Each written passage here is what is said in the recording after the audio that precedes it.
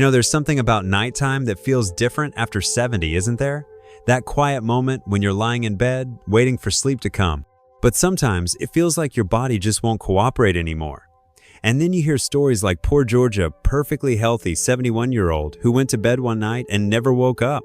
Now, I'm not telling you this to scare you, but to make you aware, because what George didn't know was that some of his innocent bedtime habits might have been quietly working against him. That's what we're going to talk about today. 4 common nighttime routines that might seem harmless but could actually be putting your health at risk after 70. And the good news? They're all things we can fix starting tonight. Let's start with the first habitat. This one might surprise you: late night eating. Now, I know many of us grew up with the idea that a little bedtime snack helps you sleep, especially something warm like milk or crackers. But here's what doctors are finding: eating too close to bedtime, especially after 70, can be dangerous for 3 reasons. First, it forces your digestive system to work overtime when it should be resting, which can lead to acid reflux creeping up while you're lying flat.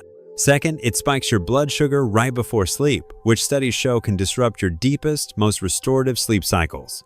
And third, this is the scary one: it increases your risk of aspiration if you have any undiagnosed swallowing issues, which become more common as we age. The fix? Try to finish eating at least 3 hours before bed. If you absolutely need something, make it small: a few sips of water or a tablespoon of almond butter, not a full snack. Now, the second habit is something nearly all of us do without thinking: watching television in bed. Oh, I can hear you now, but it helps me relax, and I get it. That gentle glow of the screen, the familiar voices of your favorite shows, it feels comforting. But here's the problem: that blue light from screens tricks your brain into thinking it's daytime, suppressing melatonin, your natural sleep hormone, by up to 50%.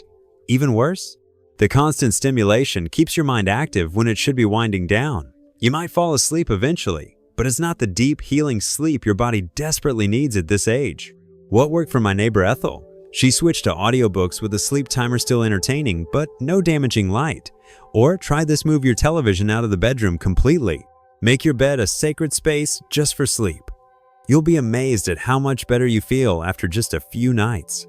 Now, these first 2 changes alone can make a world of difference, but there are 2 more critical habits we need to discuss that directly impact heart health and breathing during sleep. And that's exactly what we'll cover next, because your safety and peace of mind are worth every small adjustment we can make. You've made your bed cozy, turned off the television, and finished dinner hours ago. Everything should be perfect for a good night's rest. But here's something most doctors don't tell you. There could be silent threats right in your bedroom that are sabotaging your health as you sleep. And worse, these are things we've been doing for years without realizing the danger. Let's talk about the third habit: sleeping flat on your back. Now, I know what you're thinking, but it's the most comfortable position. And you're right, it does feel natural. But after 70, this innocent habit can lead to 2 serious problems. First, it worsens snoring and sleep apnea by letting your tongue and soft tissues collapse backward, restricting airflow. Second, and this is critical, it increases the risk of acid reflux creeping up into your lungs while you're unconscious. That's not just heartburn we're talking about, it's a leading cause of aspiration pneumonia in seniors. Here's a simple fix that changed everything for my friend Harold: Auge Pillow. Just a slight elevation of 6 to 8 inches makes all the difference. Or if you're a lifelong back sleeper, try training yourself to sleep on your side by placing a pillow behind your back to prevent rolling over. It might feel strange at first, but your heart and lungs will thank you. Now, the fourth habit is the most surprising of all: taking sleep aids regularly. I know the commercials make them look harmless, those little pills promising natural sleep. But here's the harsh truth. Most over-the-counter sleep medications contain antihistamines that can cause next-day drowsiness, confusion, and even increase fall risk by up to 40%. Even worse, they mask the real reasons you're not sleeping well. Maybe it's untreated sleep apnea, restless legs, or medication side effects that need proper medical attention. What's the alternative? Start with magnesium glycinate, gentle, natural muscle relaxer that's safe for most seniors. Or try this nighttime tea recipe my doctor shared: chamomile with a pinch of tart cherry powder. It's packed with natural melatonin. But the real key? Addressing the root cause of your sleeplessness with your doctor not covering it up with pills. Now, here's something fascinating I learned from a sleep specialist. Your bedroom environment matters more than you think. That digital clock glowing bright blue? It's disrupting your sleep cycles. The temperature being just 2 degrees too warm, it could be the reason you wake up exhausted. Even the type of pillow you use impacts everything from neck pain to breathing. But here's the good news: small tweaks can bring life-changing results. And that's exactly what we'll explore next: practical, easy changes to transform your bedroom into a true sanctuary for healing rest. Because after 70, every night's sleep is precious, and you deserve to wake up feeling refreshed, not fearful. You know, there's a reason hospitals spend so much time getting the lighting just right and monitoring room temperatures. They understand something most of us don't. Your environment controls your health as much as your habits. And this becomes even more crucial after 70, when your body becomes more sensitive to these invisible influences. Let's talk about the fifth habit, and this one's so common you'll probably gasp when you hear it: keeping medicines and water by your bedside. Now, I know this seems practical. You don't want to stumble to the bathroom at 3 a.m.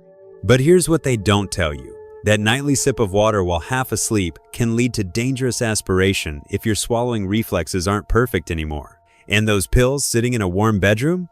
Many medications degrade faster in temperature fluctuations, becoming less effective or even harmful. The solution? Keep water in an insulated bottle if needed, and store medicines properly in a cool, dark place, not your nightstand. Set up a small, safe nightlight path to the bathroom instead. Now, the sixth habit might be your biggest sleep saboteur: ignoring your circadian rhythm. After 70, your body produces less melatonin naturally, and artificial light wreaks havoc on what little you have left. But here's the fascinating part: you can actually train your body to produce more. Try this sunset routine. 1. At 7 p.m., switch to amber-colored bulbs. They don't suppress melatonin. 2. Spend 10 minutes doing gentle stretches or seated yoga. 3. Practice 4 to 7 -8 breathing. Inhale 4 seconds, hold 7, exhale 8. This combination signals your body that it's time for deep restoration. And now, the final and most dangerous habit: ignoring nighttime bathroom trips. Most people think frequent urination is just an annoying part of aging. But here's what's really happening. When you repeatedly wake to urinate, you're missing crucial REM sleep cycles where your body repairs heart tissue and clears brain toxins. Even worse, those groggy trips to the bathroom account for over 60% of senior nighttime falls. The game-changing fix? 2 simple changes. Stop all fluids 2 hours before bed, except small sips if needed. Do pelvic floor exercises daily. They strengthen bladder control. Here's the beautiful truth: small adjustments create big changes. One 78-year-old viewer wrote to me saying just elevating her bed slightly and changing her pillow transformed her chronic fatigue. Another found his midnight bathroom trips decreased from 4 to 1 after just a week of pelvic exercises. As we wrap up, remember this: your golden years should be filled with vibrant mornings, not exhausted recoveries from bad nights. Start with just one change tonight. Maybe turn off that television earlier or try the new breathing technique. Your body knows how to heal itself. You just need to give it the right condition. Here's to nights that restore you and mornings that energize you, because every sunrise is a gift worth being fully present for. Which tip will you try first? Share in the comments below. Your experience might inspire someone else. If you found this helpful, don't forget to like and subscribe for more science-backed tips to thrive after 70. Sweet dreams.